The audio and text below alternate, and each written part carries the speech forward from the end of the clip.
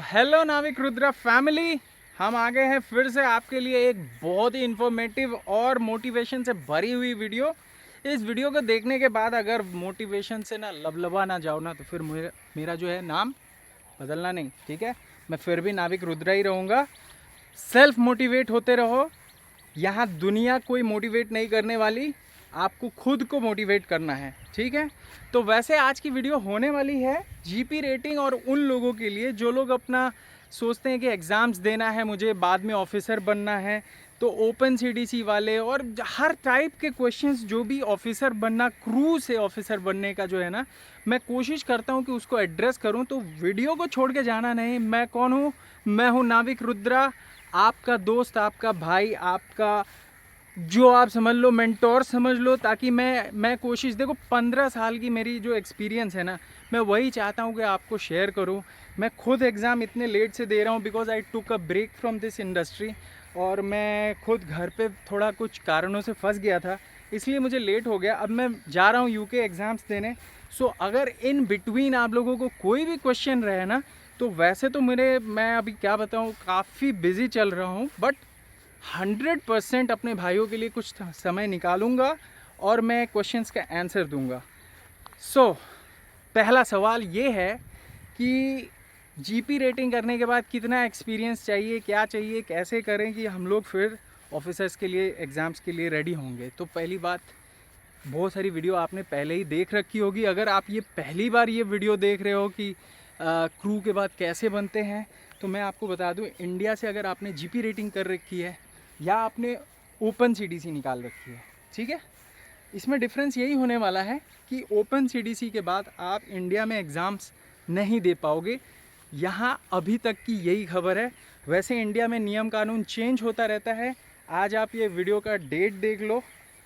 Till date you don't have any option if you have Indian CDC, but that is from open CDC procedure, you can't give exams for second mates in India, ठीक है। तो वो हो गया clear.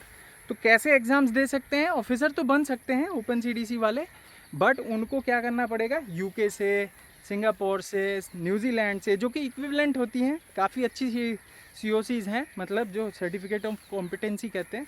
तो काफ़ी अच्छा है इनका। वैसे आप लोग पीछे चाय पत्ती बागान देख रहे होगे, सोच रहे होगे ये कहाँ जंगल में चले गए। ये चाय पत्ती का बागान है। मैं आसाम से हूँ, तो आसाम में हमारे घर के जस्ट 100 मीटर दूरी पे ना ये है। तो मैंने आज सोचा कि कहीं कुछ समुंदर और पानी तो काफ़ी दिखा चुका हूँ, तो क्यों ना लोगों को अपने घर के आसपास का भी थोड़ा दिखा दूँ।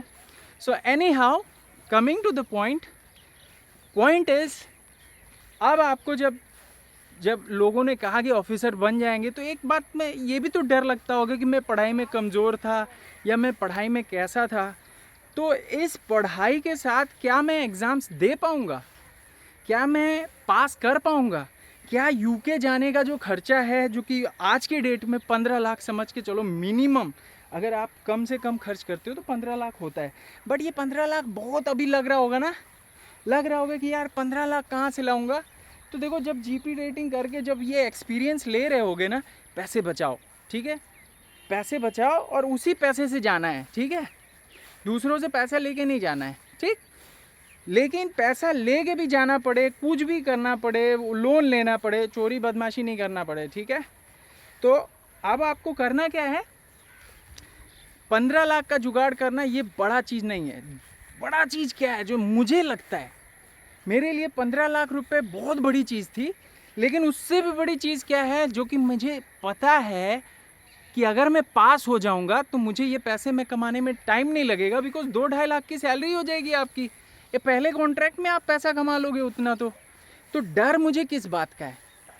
डर मुझे एक बात का है कि क्या मैं पास हो पाऊँगा, क्या मैं ये पैसे वापस रिकवर कर पाऊँगा, या मेरी सैलरी जो मैं अभी 2 साल बैठ के एग्ज़ाम्स ये वो तैयारी वगैरह वगैरह कर रहा हूँ, क्या ये पैसे रिकवर हो पाएंगे? क्या अगर मैं पास नहीं होता हूँ तो ये तो बर्बाद हो जाएगा। सो मेन कंसर्न इज़ कि क्या हम पास हो पाएंगे, क्या हमारे अंदर वो चीज़ है।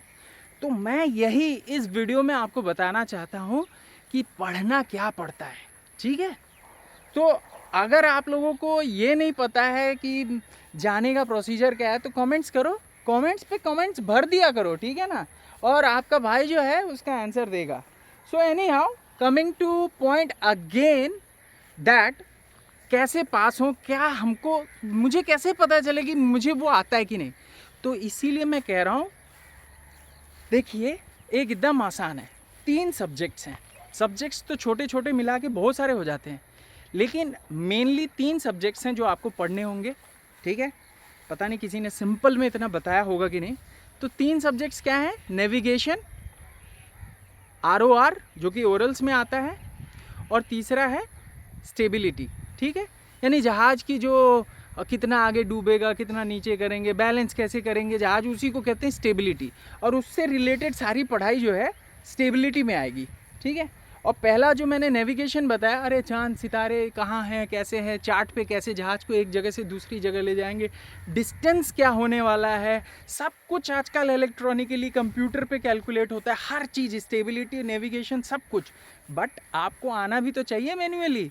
तो वही जो चीज़ है ना, वो पढ़ाई जो करना है वो पास होने के लिए करना है, एंड देन कंप्यूटर और जो एक्चुअली काम होगा ना आपका जहाज़ पे, वो ये पढ़ाई नहीं कराएगी, ठीक है। तो आई होप आपको समझ में आ गया होगा, ठीक। तो मैं चाहता हूँ कि मैं अपनी अगली वीडियोस में ऐसे ही इन तीनों किताबों को रेफ़र करते हुए, और आपको इसमें एक्चुअली में है क्या, जो अगर आप लोगों ने ये किताबें नहीं देखी हैं तो आप स्टैंड कहाँ करते हो ये आप समझ जाओ, यही मैं दिखाना चाहता हूँ। अच्छा, तो दूसरी ये आपको जैसे इसके अंदर में क्या कंटेंट्स है ना, वो आपको पता चल जाए, कितना हार्ड है, क्या इजी लेवल का है, क्या 10 लेवल का है या 12 लेवल का है, मतलब क्लास 12th का है, या उससे भी हायर लेवल का है। क्योंकि मतलब अलग अलग दिमाग में सवाल उठते रहते हैं ना यार। मैं देखो ये सारी बातें मैं कहाँ से बोल रहा हूँ, ये सारी बातें मेरे साथ हो चुकी हैं, मैं खुद ये चीज़ें बहुत बार सोच चुका हूँ, ठीक है ना। और इसी चक्कर में कहीं ना कहीं मुझे लेट भी हो गया, फिर इसी चक्कर में बहुत कुछ हो गया, ठीक है ना। तो इसकी वजह से आज मैं यहाँ पे देखो इतना लेट करके बैठा हुआ हूँ, अब जा रहा हूँ, ठीक है, एग्ज़ाम्स के लिए। तो देखो अब यूके में जो होगा, आपको एक नॉर्मल जो रिटन एग्ज़ाम्स होते हैं, रिटन एग्ज़ाम्स में 2 पेपर होते हैं, दोनों में एक क्या होता है नेविगेशन, और एक होती है स्टेबिलिटी। तो इन दोनों के बारे में आपको पढ़ना है, ठीक। और तीसरा जो चीज़ है वो है एक ओरल होगा। ओरल में मोस्ट इम्पॉर्टेंट, ओरल में मतलब आपको कुछ भी पूछ सकता है, कुछ भी, जितनी आपकी पढ़ाई है। बट मेनली उन लोग का फोकस ROR रहता है कि आपको रूल्स आते हैं कि नहीं, जहाज चला पाओगे कि नहीं। आप एज अ यूके का जब COC लेके एक ऑफिसर बनते हो यूके के, तो आप जब जहाज पे खड़े होगे तो उस COC की इज्जत रख पाओगे कि नहीं, तो वो इम्पोर्टेंट है, ठीक है। तो ये मत भूलना कि आपको बस बेसिक में आपको जानना है। क्योंकि देखो काम धाम यूके वाले जो है ना, वो बहुत प्रैक्टिकल लोग हैं। उनको पता है कि ये बंदा जब जाएगा जहाज़ पे तो जहाज़ का काम अलग ही है, समझ गए। तो घबराना नहीं है, ठीक है। और इसीलिए वो लोग थोड़ा बहुत भी अगर आपको अच्छे से आता है तो वो लोग पास करते हैं, ठीक है। अब वही चीज़ इंडिया में भी हो रही है, but anyhow it's late. फिर चलो तो पॉइंट पे आता हूँ। ये देखो वीडियो में मैंने शुरुआत में नहीं बताया, लेकिन आप लोग ये भी याद रखना कि जो लोग साइंस से पढ़े हैं या और भी कोई तरीके से पढ़ के ऑफिसर बनना चाहते हैं ना, जैसे कि फिज़िक्स केमिस्ट्री बायो कर दिया किसी ने कॉमर्स कर दिया है, ठीक है। अब कॉमर्स करने के बाद भी अब उसके पास तो कोई ऑप्शन है नहीं, तो अगर वो एग्ज़ाम्स देना चाहता है तो उसको पढ़ना क्या पड़ेगा। मैं बस यही चाहता हूँ, अगर अभी तक आप लोगों ने बुक नहीं देखी है तो मैं कुछ बुक दिखा दूँ। देखो मेरे पास ये वाली बुक है, ठीक है, कैप्टन विजय चौधरी की। भाई साहब मैं बता रहा हूँ, अगर ये बुक मेरे पास पहले आ गई होती ना, तो आज मैं कम से कम 4-5 महीने पहले मैं अभी जहाँ पे हूँ मैं उससे 5 महीने पहले आगे होता। कहने का मतलब पढ़ाई में कहीं ना कहीं मैं पीछे छूट चुका हूँ। तो ये ऐसी टाइप की जो चीज़ें हैं ना, अगर आप जाना चाहते हो पहले एग्ज़ाम्स के लिए, ये 12-13 लाख रुपए खर्च कर रहे हो, तो 40-50 हज़ार मैं कहता हूँ पहले कोचिंग करके देख लो ना, आप कितने पानी में हो वो पता चल जाएगा, ठीक है। तो इसमें कोई घबराने की बात नहीं है। अब देखो सोचोगे कि नहीं यार 13 लाख रुपए तो वहाँ एग्ज़ाम्स के देने हैं, है कि नहीं, तो मैं यहाँ पे 50 हज़ार का क्यों करूँ। 50 हज़ार की कोचिंग ले लो भाई, ठीक है, पैसे थोड़े जमा कर लो, 50,000 की कोचिंग ले लो। विजय सर जो पढ़ा रहे हैं वहाँ पे, Vijay Chaudhary, he is excellent. At least I have not taken classes from him, but why I am saying he is excellent because I have seen his book. A person who is writing a book, who have the knowledge to write a book, just imagine how much knowledge he have if he is going to teach a person. ठीक है ना. तो बहुत ही कम लोग इतने भाग्यशाली होते हैं कि एक ऑथर, एक राइटर से कुछ पढ़ पाएँ. तो मेरा कहने का मतलब ये है, आप जाओ और एग्ज़ाम से पहले ये सारा काम करो, थोड़ा बहुत समझ लो, अपने आप को समझ लो, आप कितने पानी में हो जान लो, उसके बाद जाओ एग्ज़ाम्स दो. ठीक है. तो कमेंट्स करना ज़रूरी है. ये वीडियो देख के आपको ऐसा ना लगे कि वेस्ट हो गया, मैंने तो कुछ देखा ही नहीं कंटेंट. कमेंट करना पड़ेगा. Comment stability. Okay, hashtag stability. तो मैं पहली वीडियो स्टेबिलिटी की बुक के बारे में बताऊंगा कि अंदर क्या है, किस तरह के मैथ्स प्रॉब्लम होते हैं, कितना इजी है पढ़ना, एक दो क्वेश्चंस भी दिखा दूंगा. समझ गए. या हैशटैग नेविगेशन मारो, नेविगेशन या नेव भी लिख दोगे तो मैं 100 कमेंट्स या मैक्सिमम कमेंट्स में देखूंगा किसके ऊपर आ रहे हैं. तीन चीज़ें हैं, हैशटैग स्टेबिलिटी, हैशटैग नेविगेशन और हैशटैग ROR.